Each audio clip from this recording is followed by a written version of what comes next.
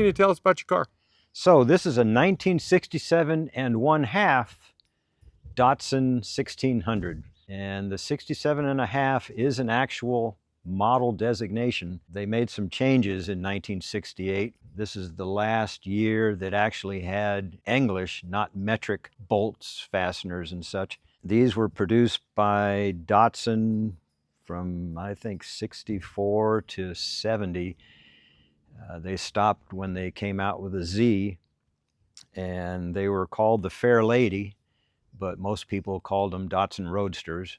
Back in 77, when I was looking to buy my first car, I was working in Yellowstone, and I was telling a guy I worked with that I wanted to buy a Triumph, a TR4 or something that vintage, and he said, "Oh, don't buy an English car. They are maintenance headaches." He said, "Get a Datsun."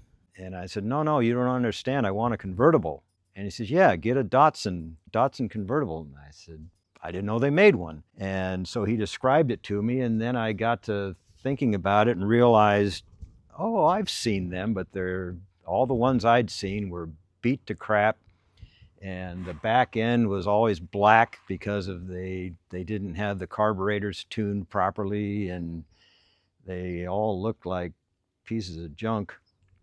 But I ended up buying a 1968 1600, drove it for 15, 20 years. Great car, reliable, never had any problems with it. But I always had an affinity for before 1968. The cars were quite a bit different in 68 and beyond. They had raised the windshield, they had a uglier steering wheel. The body was the same, but basically I always had a yen for the earlier models. When I was restoring this car, I had two different front fenders. One of them had a very large flare and the other one didn't. And to this day, I don't know which fender was supposed to go on this car, but I ended up cutting the one that had the big flare, bending it down, welding it back together to make it match the other side. And must have been the same thing with the hood, because this hood has a bit of a crown to it and this panel doesn't. So I suspect I have the wrong year hood. But basically they were the same car, and it always seemed to me that they designed it from the front to the back, because it's just a neat looking car. And then you get to the back, and it always struck me that marketing must have come in and said, "Look, we need to get this thing produced, so quit messing around with it." It looked like they just chopped the back off and they put these ugly soup cans that stuck out here, and I never liked the look of them. And so when I was doing this one, I was wondering what I could do to make it look better. I was Googling images of taillights one day and came across the second series Corvette, late 60s vintage. And these are the taillights from a Corvette, only turned upside down.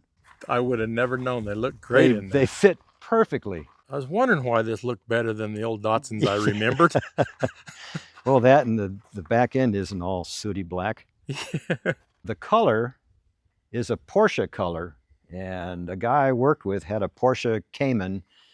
I don't remember what year, but his car was painted this color, and I always thought it was striking. So I said, "That's the color I want to paint my car." He retired, and after he was gone, I went to the paint store. Porsche never did an orange car. No matter what year you looked at, never was an orange car. So I finally found out how to contact the guy and asked him, "So what color is that? Because it's not a chip color." And he said, "No, it was a special color that they painted their race cars with." And so he gave me the paint code for it, and that's where the paint came from. I liked the flat dash. I would have kind of liked to have made it wood grained like the English cars, but I didn't know how to do that, and I've always had a love for the engine turned, so I ended up doing that to it. I think the original dash was just painted black. I really like that engine turn. Gosh, I think it's beautiful.